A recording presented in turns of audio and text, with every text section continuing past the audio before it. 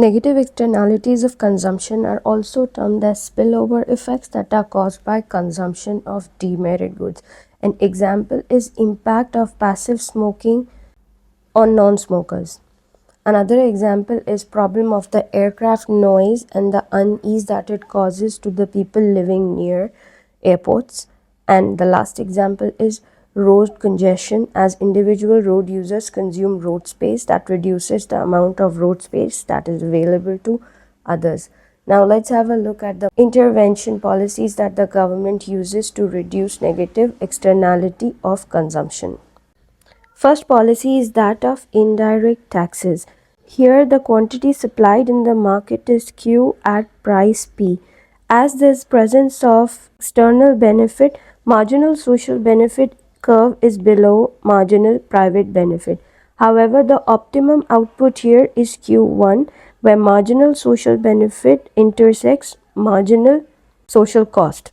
However, because there is presence of an externality, there is a need to impose a tax, as it's a demerit good. In order to reduce consumption of demerit good, taxes work fine. When an indirect tax is imposed, the supply curve shifts to left, which causes a reduction in the supply again to point Q1, but the price increases to P1.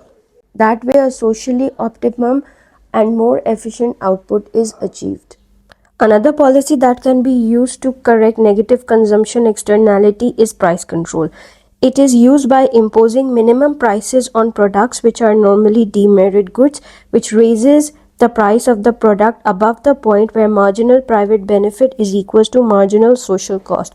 So when it becomes expensive, it is assumed that the consumption will come down. However, the effectiveness depends upon price elasticity of demand. The price elasticity of demand for demerit goods is relatively inelastic, so it's going to affect the success of this policy.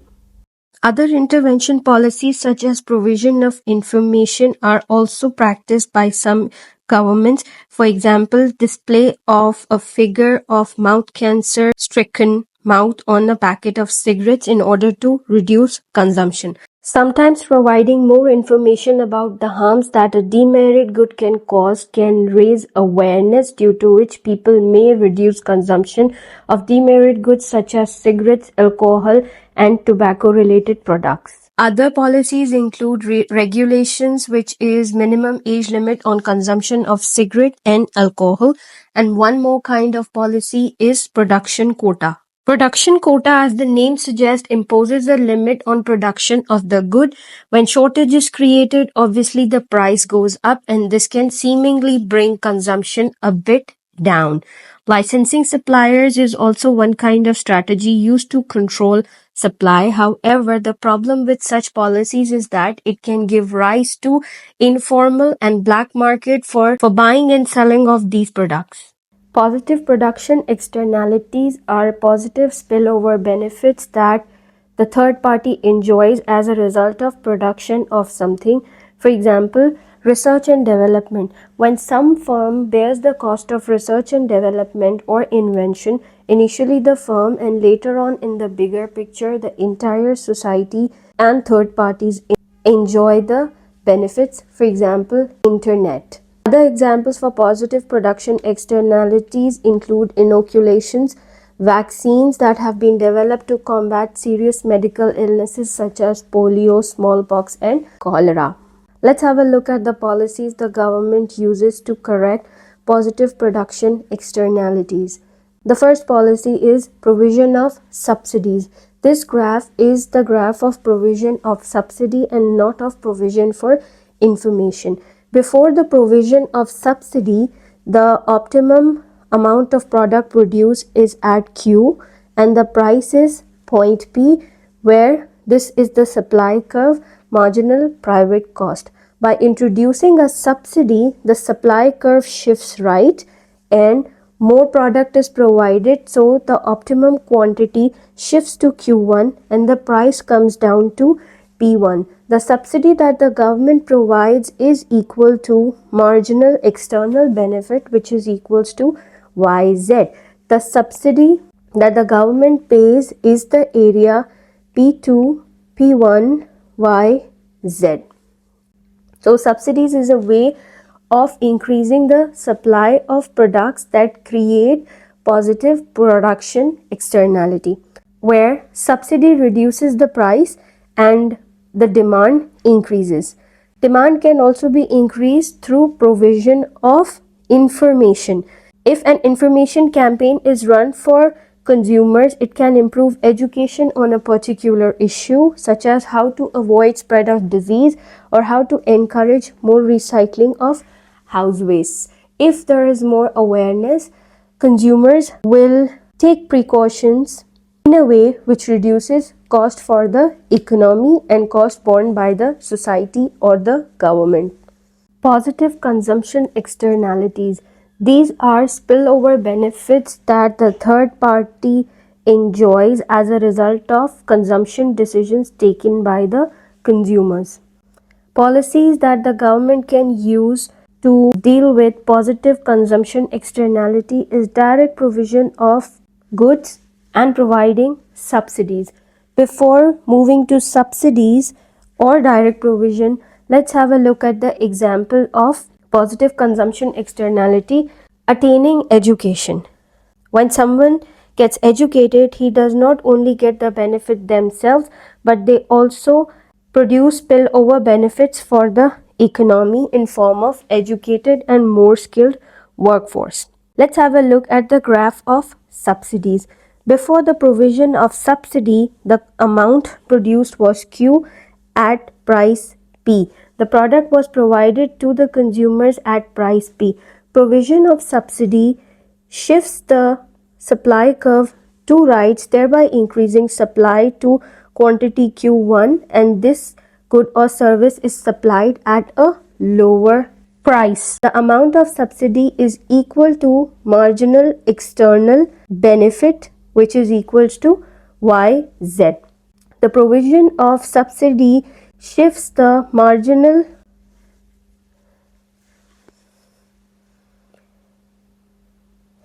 demand curve by adding external benefit to marginal private benefit, and the new demand curve becomes the marginal social benefit curve. There are other tools also that the government uses to correct market failure. One of them is a nudge theory. Nudge theory, as the name suggests, is a nudge or presentation of information in such a way that it influences decision making of consumers. Consumers inevitably make the decision which the government wants them to take without taking away their freedom of choice. An example of nudge is product placement in stores. We are nudged to make purchases in supermarkets when certain products are placed alongside one another. For example, beside the chips, the store has conveniently placed an array of dips that would go perfectly with the chips. We are not told to buy dips, but we are nudged in the direction thanks to the strategic placements. Nudge theory is a way of achieving beneficial outcome and social outcomes without the need for regulation. In case of market failure, it can be applied through social media, letters, emails, or even personal communication. The question though is if nudge actually works. The answer is yes, it does, but only in case it's used alongside other policies that the government uses to reduce inefficiencies. Another policy that the government can use is direct provision of merit goods and services such as healthcare and education. Even if it were possible to charge for public goods like these, it would not be socially desirable. If the government provides these merit goods directly, it would generate positive externality. For example, in case of education, education will bring positive externalities to the society as a whole in form of more skilled and educated workforce. In case of healthcare, if the government provides appropriate treatment for some disease to the low income families, it would not only benefit those people and their family, it would protect society also from encountering that disease. Another reason why government needs to provide these merit goods directly is presence of imperfect information. For example, low income families may not be aware of the benefits that they get from educating their children. Due to low income, they might opt to go without education. However, if government provides education at low cost or free of cost, it's going to benefit them and society as a whole. Similar arguments apply for providing free healthcare. There can be wider economic benefits if government provides these merit goods directly, because the economy will have a more skilled and educated as well as healthier workforce. The government also uses the policies of nationalization and privatization to correct market failure.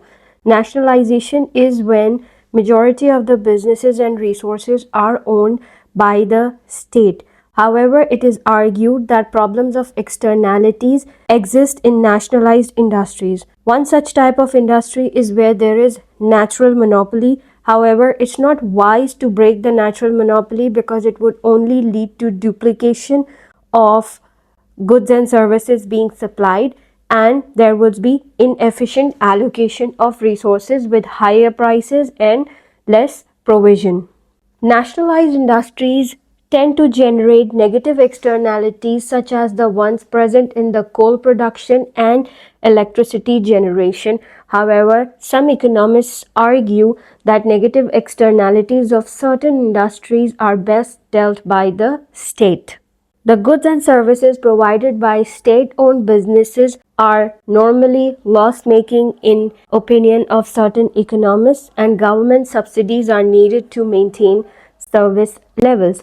Therefore, it is suggested that the government moves towards privatization. Privatization takes place when the ownership of businesses and resources is transferred to the private sector.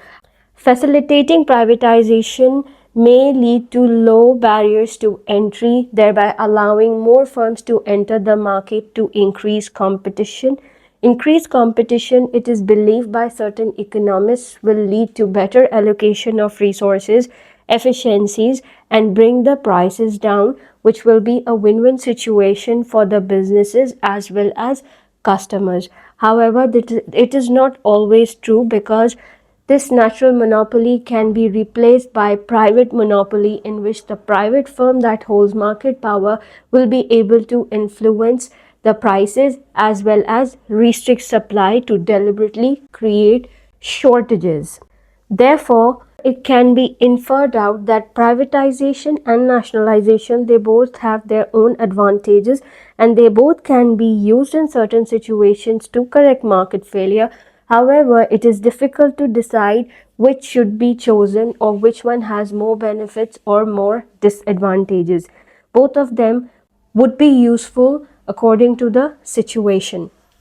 Having observed all the policies that the government adopts to correct market failure, we need to have a look at the reasons and consequences of market failure. We need to know why government fails in microeconomic intervention.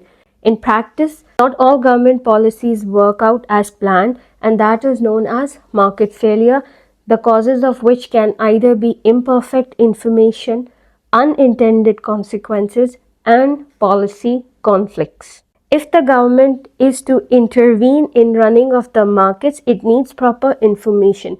In absence of proper and perfect information, the government would not be able to formulate a policy that works in the best interest of the economy as a whole. There can be lack of information about true cost and value of negative externality. If it cannot be assumed properly, then obviously the firms or economic agents causing negative externalities will be taxed incorrectly, which will lead to further inefficiencies. Government may also lack information about consumer demand for a merit good such as free healthcare, as the government does not have any historical data to draw upon.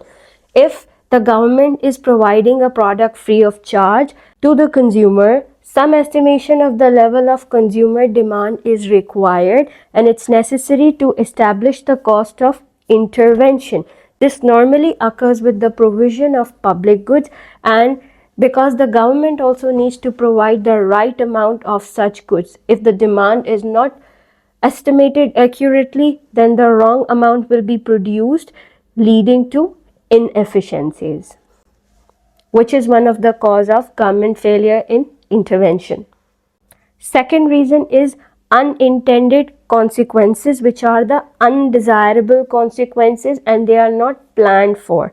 Some examples are imposition of taxes can distort incentives, which means high marginal rates of income tax can create disincentive for people to work harder and gain more income. There will be inefficiency in such a case because resources would be lying idle and underutilized. Policy conflict. Policy conflict means that a policy that is designed to achieve efficiency unintentionally leads to inefficient distribution of resources and the outcomes are not favorable. For example, a tax on domestic fuel usage. If such a tax is imposed, then the elderly will bear the greatest burden of this tax because they are likely to use fuel more as compared to other members of the society. Fuel in terms of heating system, gas, etc.